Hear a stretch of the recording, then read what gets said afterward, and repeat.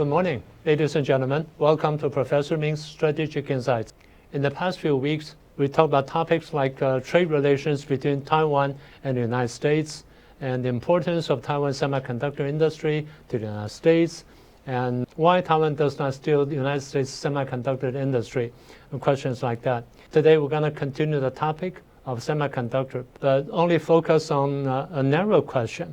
How important is Taiwan's semiconductor industry or Taiwan's high-end chips to the United States military, or to be specific, to the United States weapon systems?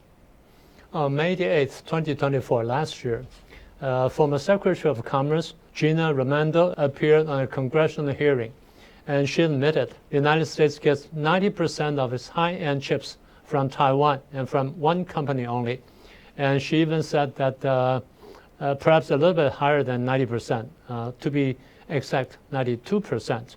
And she admitted that it constitutes a national security problem. Her words were clear and important, so that deserves further elaboration. The definition of high-end chips vary from time to time, but now we're talking about chips of 7 nanometers or 5 nanometers or even lower, like 3 nanometers. Actually, that there are only two companies in the world that produce high-end chips.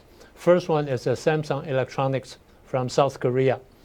They could produce 7 nanometer chips starting in 2018, late 2018, and 5 nanometer ones in late 2020, and 3 nanometer in late 2022. The second one, you've guessed it, TSMC, Taiwan Semiconductor Manufacturing Company, the most advanced fab in the world. They could produce 7 nanometer chips in 2018, and 5 nanometer ones in 2020, and 3 nanometer ones in 2022, roughly the same time as the Samsung.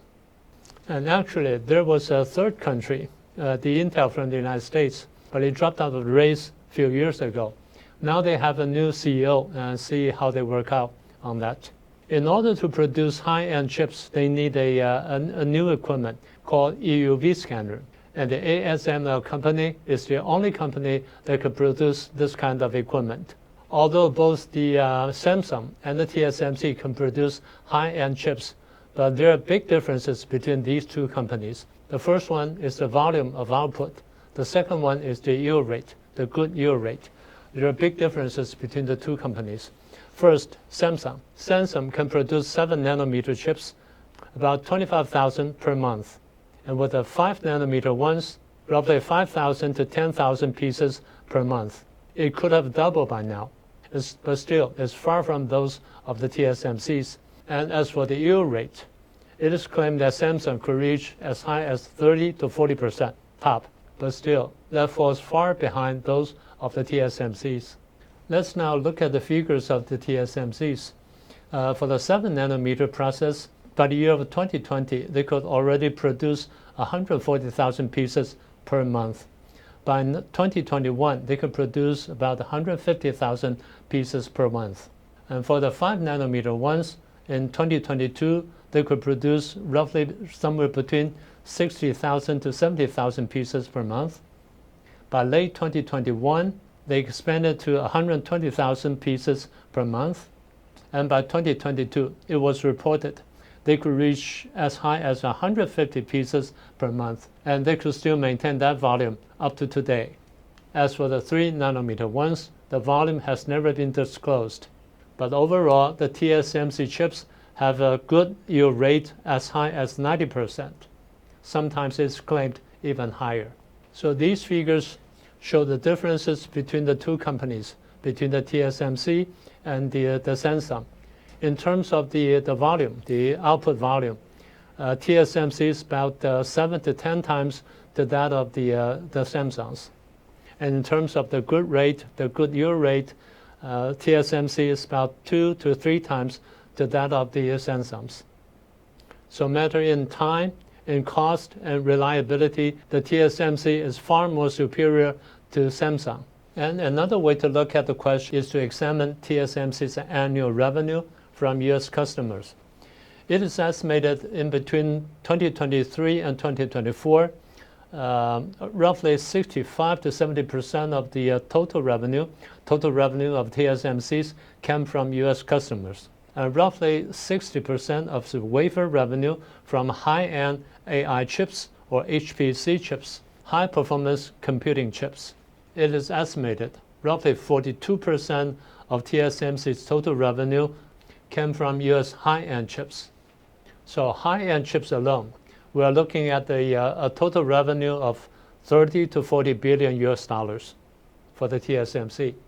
So naturally, you may wonder, where do all these high-end chips go to in terms of the weapon systems?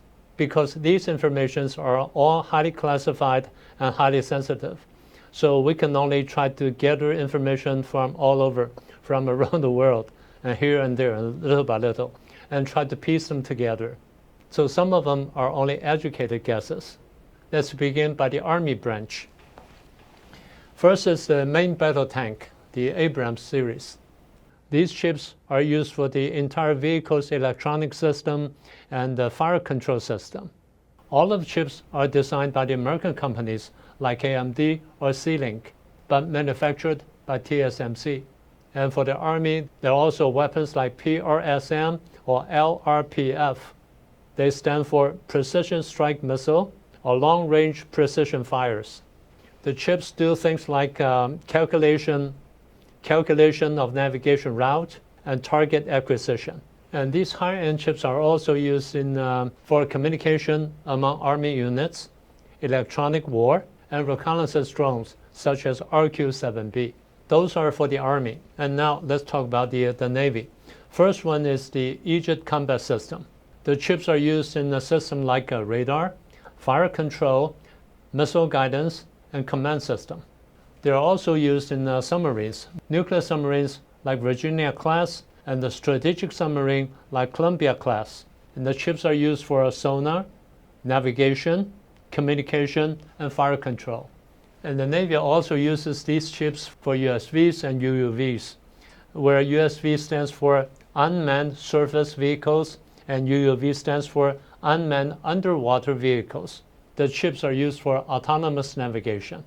Navy's early warning planes, such as E-2D Advanced Hawkeye, use them for image identification, data chain, and radar control. For the Air Force, there are three prominent cases. The first one is the famous F-35 Lightning II stealth fighters. The chips are used on their radars and also on their electronic warfighting systems. The second case is the MQ-9 Reaper drone. The third one is the B-21 bombers, the most up-to-date bombers. The fourth branch is the guided missile and air defense systems. For instance, PAC-3, air defense missile systems. The chips they use are designed by Raytheon and Lockheed Martin and manufactured by the TSMC. And the second case in this category is the THAAD high-altitude air defense missile systems. The fifth category is the satellite and the space technology. For instance, the GPS-3 satellites and the military communication satellites all uses high-end chips from the TSMC. And it's also said that the newly established U.S. Space Force also use high-end chips from the TSMC for their data processing platforms. And lastly, the supercomputer used by the Army, by different branches of the U.S. armies, and the command control systems all use high-end chips from the TSMC. For instance, their high-performance computing center and their commanding system for the cloud wars, for instance, the JADC2 system. They all use TSMC's high-end chips. Well, very impressive, right? I know that our information is still incomplete because of the nature of the topic and because of the nature of the material. They are highly sensitive and they are classified. Most of them are classified. So that's a footnote to former Secretary of Commerce Gina Raimondo's testimony to the U.S. Congress. But that also tells you how important Taiwan's high-end chips are to United States weapon systems and to United States national security. That pretty much concludes our discussion today. I hope you liked today's program. And you haven't subscribed yet, please do so and share it with your friends. And please remember to click the icon bell. so that you can get a simultaneous notification. And that's all for today. We'll see you next time.